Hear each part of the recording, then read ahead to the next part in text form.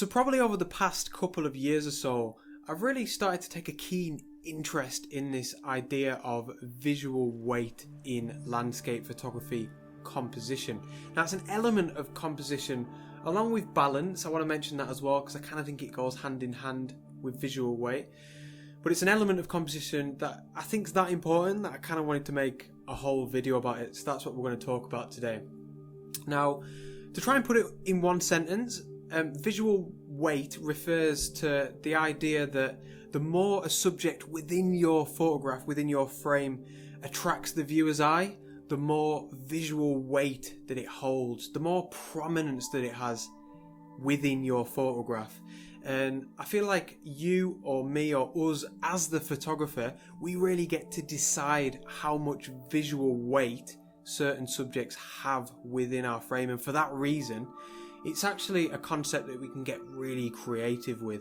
Now, there are quite a lot of factors that go into what constitutes as visual weight, and it's not necessarily just the physical size of your subject or how much of your frame that it fills. That's not the only way you can bring your viewer's attention to a certain subject. Another example would be colour. Colours that have generally got a higher saturation or vibrancy can attract attention, or certain elements of your photograph that might have a lot more texture than other areas, or even areas that don't have any subjects at all. You know, this is what's known as negative space. This can really help to encourage the eye towards certain parts of your photograph, and it all comes under this term of visual weight. And it's really interesting. It's all these different varieties that kind of combine together that really make me believe that this is a really important and actually a really powerful tool that we have at our disposal in terms of composition. Another really big facet of visual weight, and I mentioned it briefly at the beginning, is balance. And I really want to talk about balance a little bit in this video as well. I think it's pivotal in trying to create a pleasing composition and ultimately a photograph that kind of looks satisfying. I think this one's quite interesting because I honestly believe a lot of people will look at a photograph, they might not know anything about photography or composition or balance or anything like that, but they'll look at a well-balanced photograph and something just feels right to them. And like I say, they don't have a clue why. It's just visually appealing and it's just satisfying for them to look at. And I think in terms of balance, at least, that is super interesting. So I've got a few photographs that I want to bring up in Lightroom, most notably because it's just easier to explain what I mean by visual weight when I can get some of my own photographs up. So let's jump into Lightroom now. Right, so this first image that you can see here is going to be a really good example of visual weight, and definitely nice and simple to start us off. And like one of my images in my last video that I released, this is another one of them photographs that I took, and at the time I didn't really think much of it, but it definitely grew on me over the course of a few weeks. Yeah, like I said, this is a really good representation of visual weight. So you can see here this silver birch tree that's coming in from the right to left in the image. It's clearly the main subject of this photograph. It's what I'd like to call the protagonist. And it's really important to note that I did this intentionally. I did this deliberately out on location when I was composing this photograph. I wanted this to fill so much of my frame. And it's incredibly important to state here that this silver birch tree, in actual fact, in reality, is exactly the same size as these ones down here on the bottom left of the frame. But what I've done is I've got up real close to this main silver birch tree here with a wide angle lens. I think I shot this one at 20mm to almost create an effect that it's a hell of a lot bigger within the frame and thus give it a hell of a lot more visual weight. And that's pretty much all we have to say with this photograph. It doesn't have to be complicated. This is nice and simple.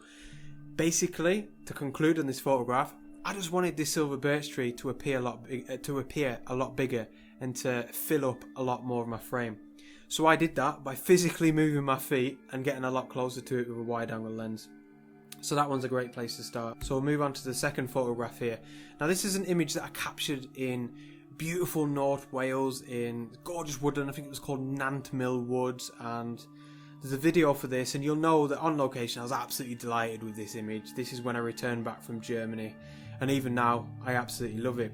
Now, with reference to the topic of this video, And this is another great example of how I've deliberately used visual weight. But this one's more in terms of balance, and more specifically what I like to call left and right balance. And this is something that I always talk to people about on my one-to-one workshops out on location. I think this is a really important aspect of composition, and actually a really important technique to try and get a visually pleasing composition. Now you can see here, I'm sure you'll agree, that this waterfall off in the background there is the protagonist, the main subject of this photograph, even though it is in the background. You can see what I've done here, and what I did out on location was I got really close to these smaller cascades down here in the foreground, and I've deliberately placed them a little bit more on the left hand side of my frame, and that's to balance out this photograph. So you can see here, if I draw a line between the two, you've got quite a lot of weight on the right hand side of the image with the waterfall, quite a lot of weight on the left hand side of the image with these cascades. And again, like the silver birch tree, I shot this really wide. This was shot at 11mm, and I've gone in really close to these cascades down here deliberately to make them appear a lot bigger. It's almost like an illusion in many ways. But one thing that I really like to say to people here is try and imagine this physically. Imagine you've got a set of scales and you're looking at your photograph. Would it topple over to the right, or would it topple over to the left? And I think here, if I didn't do this sort of technique with these smaller cascades, this image would be very right heavy, and it'd actually topple over to the right. Now this next photograph I think is a good example of how I don't think the left and right balance has quite worked here. This is a photograph that I took back in the New Zealand days, and ironically what I wanted here was this subject right off in the background. You can see there, I wanted that to be the main subject of this photograph, the protagonist.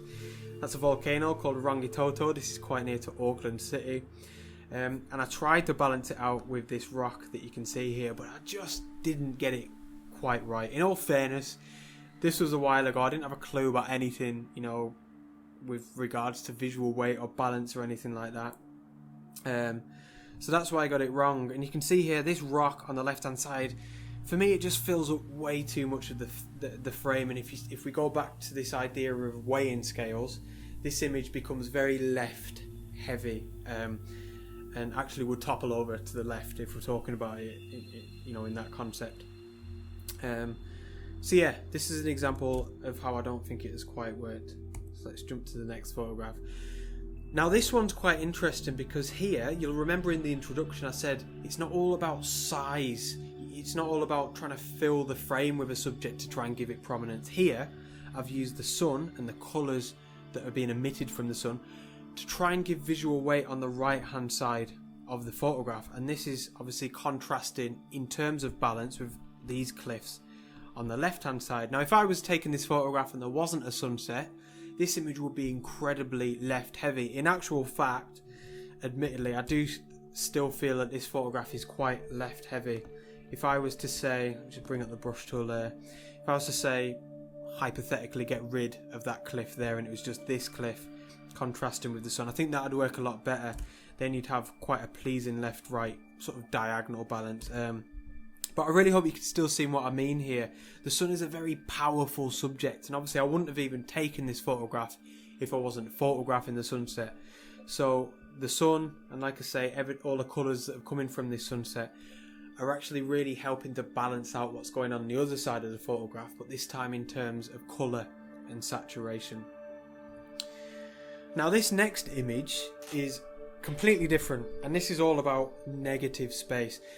Now to put it simply, negative space is basically the areas of your photograph that don't really attract the viewer's eye. So that is pretty much the vast majority of this photograph. You can see here again the protagonist of this image, the main subject is that tree. This is obviously a nice, simple, minimalist photograph. Pretty much anything else, maybe bar this, has got a little bit of interest, but anything else, especially all these blank areas at the bottom and top of the frame, are just negative space. But what's interesting here is they actually hold a lot of weight in that they encourage the viewer's eye to go towards the main subject, because where else are you going to go? You look anywhere from any direction on this photograph, your eye is going to be drawn to that subject, to that tree. So that's a really good example of how you can use negative space as visual weight, and it's still, in my opinion, we've still got a lot of balance within this photograph, even though there's a lot of negative space. So again, another good example. Now this last photograph is definitely my favourite, and this is the first image that I thought of when I wanted to talk to you guys about the concept of visual weight. And this one's great because this kind of brings up everything that I've spoken about here in this short period into one final photograph. So this is an image that I caught up on the beautiful Shropshire Hills, and got really fond memories of this morning. This was a sunrise a couple of summers ago, and I was up really early. There's a video for this as well if you want to watch it. I'll put it up in the corner somewhere.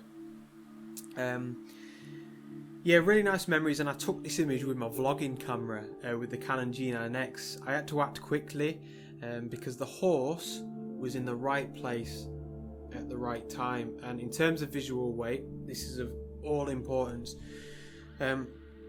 So again, let's start with the protagonist. In this instance, I'm sure you'll agree the horse is the main subject of this photograph, but then secondary to that, we've got this sort of small mountain range here. We've got Caradoc, and we've got the reeking off in the background there.